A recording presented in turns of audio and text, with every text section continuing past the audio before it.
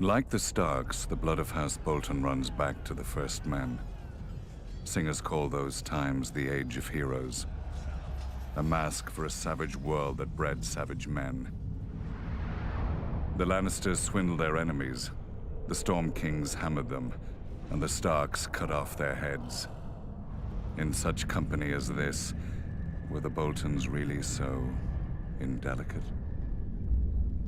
Unlike some other houses, my ancestors owned the Bolton words, "Our blades are sharp."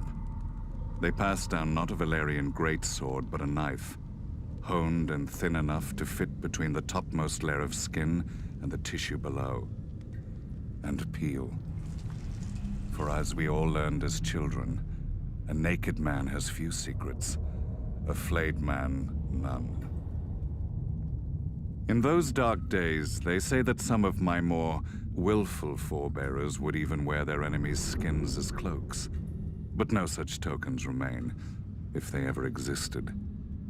Certainly not hanging in some secret room in the Dreadfort, as old wives and fools insist. I suspect my house itself was responsible for spreading such rumors in the first place. Few weapons are as effective as terror, and this was an age of war. House against house, brother against brother.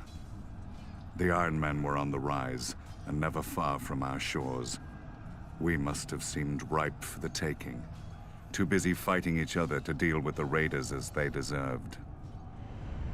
Thus the Starks took it upon themselves to unify the North, under them. They drove the pirates out of White Knife and claimed the eastern coast, and married the Marsh King's daughter for the neck. A Stark wrestled for Bear Island and won. Or so they say. Silly stories. Blood and steel won the North, and the Starks had the most of both. After years of war, my ancestors gave up their barbaric practices and bent the knee to their new kings. Thus House Bolton became what we are today, loyal bannermen and staunch ally to the Starks, and the second greatest house in the North.